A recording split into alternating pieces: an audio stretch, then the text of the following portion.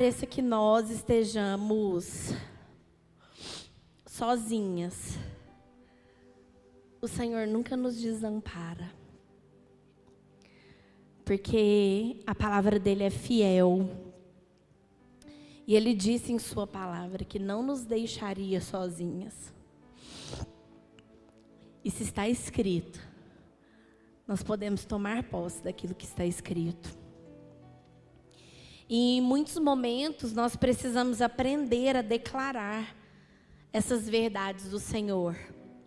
Assim como a Laude cantou agora nessa última canção, me lembrou das tuas promessas. Muitas vezes a gente precisa ser lembrada mesmo das promessas do Senhor para a nossa vida. Quando o Senhor me deu essa palavra, foi um dia que eu estava bem triste, bem para baixo. E a gente tinha descoberto algo lá em casa, bem desafiador. E aí, a gente estava sentado na mesa, conversando sobre isso. E aí eu falei para o Humberto, nossa, parece que nós estamos tão sozinhos. E aí ele saiu para trabalhar e eu fui para o quarto orar. Judá estava tirando uma soneca. E aí o Senhor me deu essa palavra sobre o consolo. E nós vivemos numa época, num tempo de carências muito exacerbadas. E parece que nós estamos o tempo todo buscando algo para suprir as nossas carências. Então a gente quer um emprego em que a gente se sinta bem, que a gente não tenha problema com ninguém, que a gente ganhe muito dinheiro. A gente quer uma faculdade em que a gente se identifique. Eu conheço uma pessoa que ela já começou 6 cursos na faculdade. Ah, mas não me identifiquei, aí largava. Ah, não me identifiquei, aí largava. Ah, não me identifiquei. Porque é isso. Nós estamos em busca de algo externo que possa suprir as nossas carências, as nossas deficiências. E quando o Senhor me deu essa palavra, eu estava nesse lugar. Eu estava nos meus momentos de lamentos com o Senhor. E fazendo muitos questionamentos. E querendo ensinar ele a trabalhar um pouquinho. Querendo mostrar para ele como que eu queria que fosse. Como que seria melhor. Então eu falava, mas eu acho que seria melhor assim, Senhor. E aí ele falava para mim, então tá. E aí, nesse dia, lá no chão do meu quarto, Deus me deu uma palavra. De que Ele nunca me prometeu que eu seria consolada pelos outros. Mas sim, que Ele enviaria o Consolador. E essa palavra está lá em João 14, 15.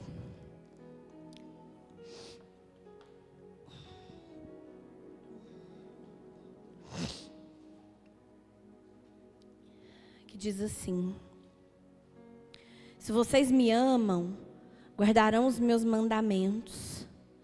E eu pedirei ao Pai, e Ele lhes dará outro Consolador, a fim de que esteja com vocês para sempre. É o Espírito da verdade, que o mundo não pode receber, porque não o vê, nem o conhece. Vocês o conhecem, porque Ele habita com vocês e estará em vocês. Amém, Jesus. Que o Senhor nos conduza, Pai, nessa noite, naquilo que o Senhor deseja falar. E Não sei se você já ouviu essa expressão, assim, quando alguém está muito triste, aí alguém fala assim, nossa, essa pessoa está inconsolável. E isso é uma mentira. Porque o consolo não diz respeito à tristeza, como muitas vezes nós achamos que é. Muitas vezes, às vezes, quando alguém perde um ente querido, né? Aí a gente fala assim, nossa, fulano ficou inconsolável.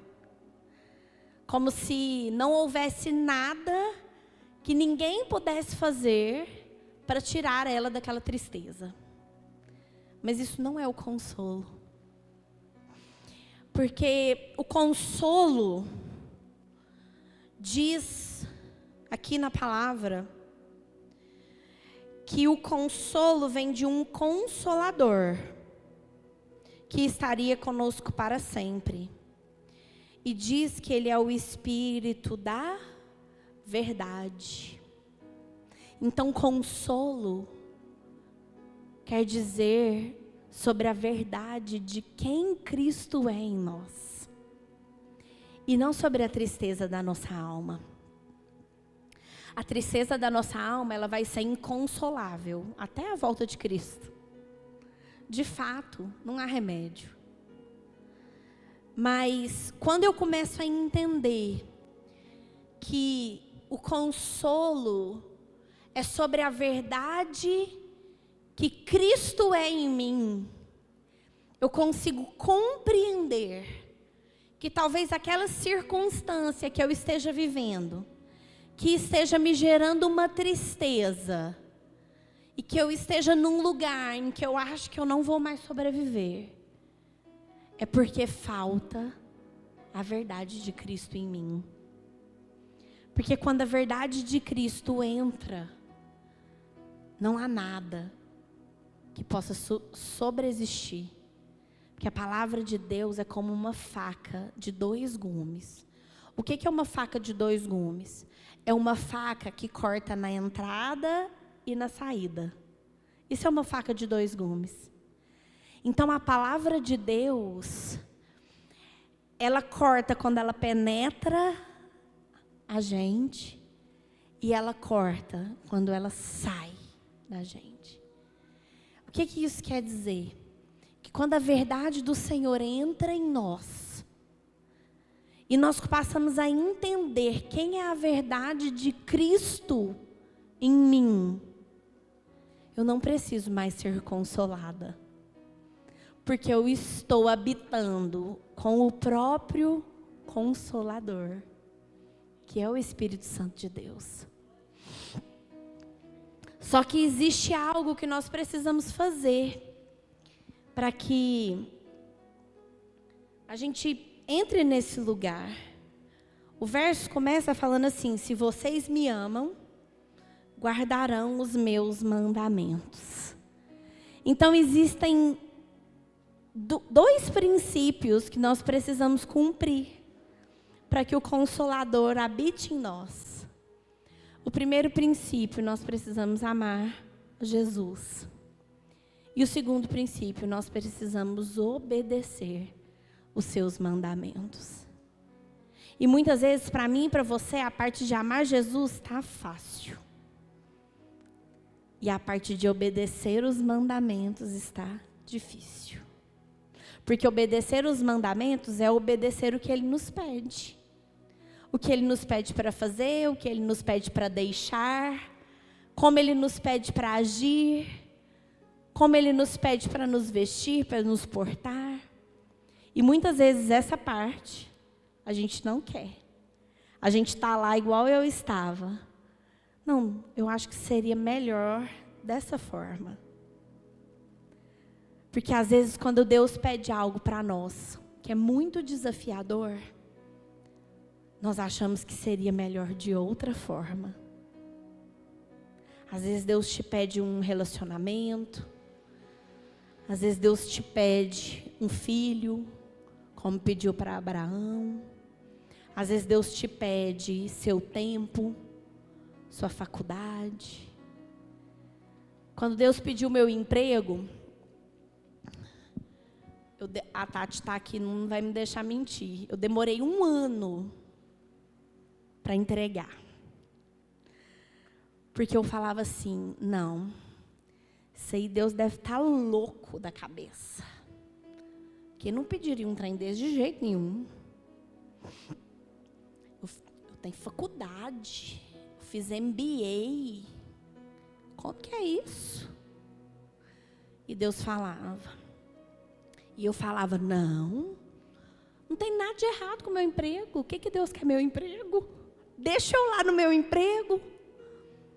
E Deus falava, e eu demorei 1 ano para obedecer. 1 ano. E quando chegou o dia, de fato, que eu decidi tomar essa decisão, eu lembro que eu acordei,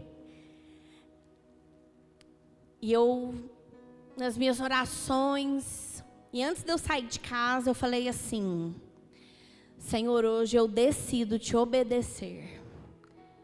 E aí ele falou assim para mim, não é obediência mais. Obediência seria 1 ano atrás. Agora você pode fazer, porque é o que você vai fazer. Mas não é obediência mais. E ali eu entendi e aprendi essa lição muito valiosa sobre o que é obediência. Humberto até falou aqui sobre Saul, acho que foi esse domingo, né? Não lembro. Que Saul obedeceu 99% do que Deus tinha mandado ele fazer, que era matar os amalequitas. Ele poupou os bois e Agag, que era o rei. E aí Deus falou assim para ele, não é obediência. Porque a obediência para o Senhor, ela tem 2 pilares. Um é que ela precisa ser completa, total, 100%. E o outro pilar é que ela precisa ser já. Não pode ter demora. A nossa demora em responder ao Senhor é desobediência. E aí, sabe qual é a consequência que isso nos gera? Tristeza.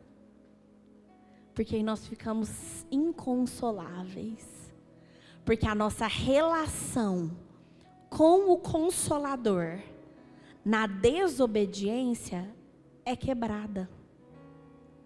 Então a tristeza que muitas vezes a gente sente nas circunstâncias, ela vem dessa falta de relacionamento com o Consolador. Porque Ele está ali. Jesus nos prometeu que Ele estaria conosco para sempre. Então Ele está conosco todos os dias. Nós é que muitas vezes escolhemos não nos relacionar. E aí nós entramos num ciclo de angústia, de tristeza, de apatia. E a única coisa que nos falta é nos relacionar com o Consolador. E muitas vezes, quando a gente entra nesse lugar, a nossa circunstância não vai mudar. Muitas vezes, a Laude perdeu a vozinha dela, tem pouco tempo. E a vozinha dela não vai voltar. Ela pode relacionar com o Espírito Santo tanto que ela quiser, que a vozinha dela não vai voltar. Então a circunstância da Laude, da perda da avó, não vai mudar. Que a vozinha dela já está na eternidade. O que muda é que quando a Laude se relaciona com o Consolador, mesmo que a circunstância esteja contrária, ela está consolada. E é nesse lugar que Deus nos quer. Muitas vezes o Senhor não vai mudar as nossas circunstâncias. Quem conhece o meu testemunho sabe que eu demorei 7 anos para engravidar do Judá. E desde que o Judá nasceu, a gente já quer outro filho e estamos aí também, até agora. eu acordo dia após dia e a minha circunstância não mudou. Ela permanece a mesma. O que mudou foi a forma que eu decidi me relacionar com o meu Consolador. Porque Deus é Deus. Tem uma canção que diz, né? Se Deus fizer. Se Deus fizer, Ele é Deus. Se não fizer, Ele é Deus. Se a porta abrir, Ele é Deus. Mas se fechar, continua sendo Deus. Se a doença vier, Ele é Deus. Se curado eu for, Ele é Deus. Se tudo der certo, Ele é Deus. Mas se não der, continua sendo Deus. Não o adoro pelo que Ele faz, eu o adoro pelo que Ele é. Acho que houver, sempre será Deus. Não o adoro pelo que Ele faz, eu o adoro pelo que Ele é. Acho que houver, sempre será Deus. É isso. Deus é Deus. Então talvez a porta da sua vida está fechada. Talvez a doença veio. Talvez a perda veio. Talvez a circunstância esteja totalmente contrária. Mas Ele é Deus. E Ele continua sendo Deus. E eu falo que o Senhor, Ele é capaz de operar qualquer milagre. Qualquer um. Até ressuscitar a vozinha da Laude, se Ele quisesse. Né? Ressuscitou Lázaro. O Senhor é capaz de operar qualquer milagre. Eu sou a prova disso. Tem muitas aqui que são também. Mas eu tenho entendido que o maior milagre que Deus quer operar na nossa vida é fazer com que nós sejamos consoladas em meio às adversidades. Porque muitas vezes nós estamos esperando o milagre físico, que é a mudança de uma circunstância. Mas muitas vezes o maior milagre está no seu posicionamento diante daquela circunstância. É nesse lugar que o Senhor nos quer. Nesse lugar de entender que Ele é Deus. E Ele pode fazer o que Ele quiser das nossas vidas. Esse mês foi um mês que eu precisei entrar nesse lugar e entender que a porta fechada também é Deus. A tempestade é Deus. A adversidade é Deus. A gente tem dificuldade de entender que as coisas ruins também tem Deus. E quando nós entramos neste lugar, nós somos consoladas pelo próprio Consolador, que é o Espírito Santo que habita em nós. E eu não estou aqui para te falar que esse lugar é fácil, porque não é. Esse lugar é um lugar de muita rendição ao Senhor e de muito entendimento daquilo que Ele espera de nós e de quem Cristo é em nós, porque Ele continua sendo Deus. Quando eu perdi o nosso bebê antes do Judá, né? Eu lembro que o Humberto estava trabalhando e eu tinha feito um exame no dia anterior. E aí tinha dado alterado e ela falou: vamos fazer um exame amanhã de novo. E aí, se der mais alterado, aí significa que perdeu. E eu lembro que como que fala? Para ficar atualizando, né? O resultado, eu estava no computador e eu ficava, 5 em 5 minutos atualizando. E aí, a hora que ele finalmente abriu, e eu vi lá que tinha dado alterado. E eu entendi que a gente tinha perdido o nosso bebê. Eu lembro que eu olhei para o céu e eu comecei a louvar aquela canção que diz, né? Deus me deu, Deus tomou. E eu declarava e eu falava: Senhor, o Senhor continua sendo Deus. E quando a gente entra nesse lugar, irmãs, não é que a tristeza acaba. Não acaba. Mas a gente decide entender que Deus é Deus. E Ele continua sendo bom. E que aquela circunstância que talvez nós estamos vivendo não é nada perto daquilo que Ele quer e daquilo que Ele há de fazer nas nossas vidas.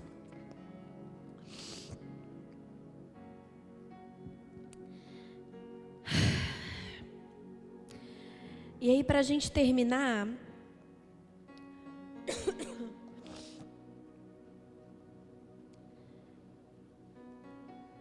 eu quero dizer que quando nós conseguimos entrar neste lugar,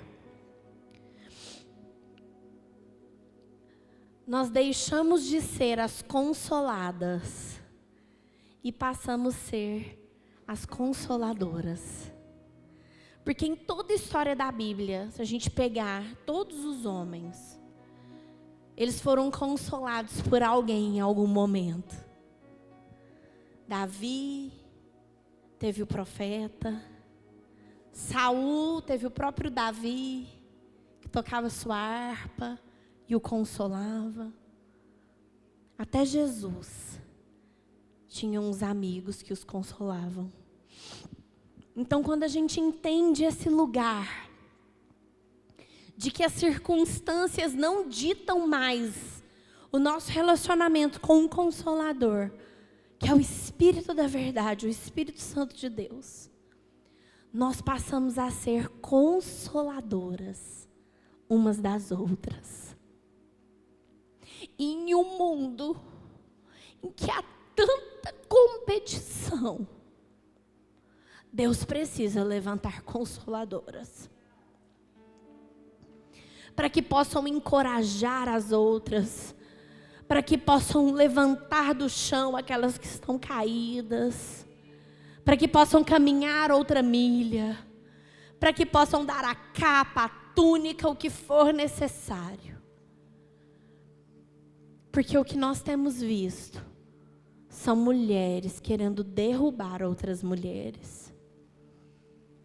E nós estamos aqui hoje porque Deus quer nos tornar consoladoras umas das outras. E eu quero te dizer que você não está sozinha. Que se você se sente sozinha, você tem em mim uma consoladora. Deus nos ensina isso. Lá em 2 Coríntios 7.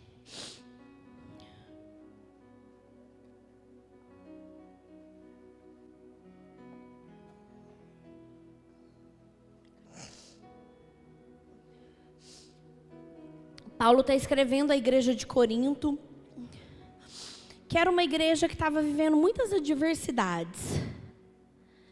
Eles estavam fazendo umas coisas meio erradas. Eles estavam vivendo muita perseguição, Corinto era um lugar em que a ciência era muito forte. E aí Paulo escreve essas 2 cartas à igreja.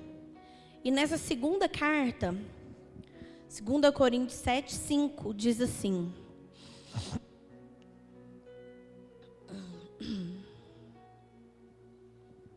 Não, vamos ler a partir do 2.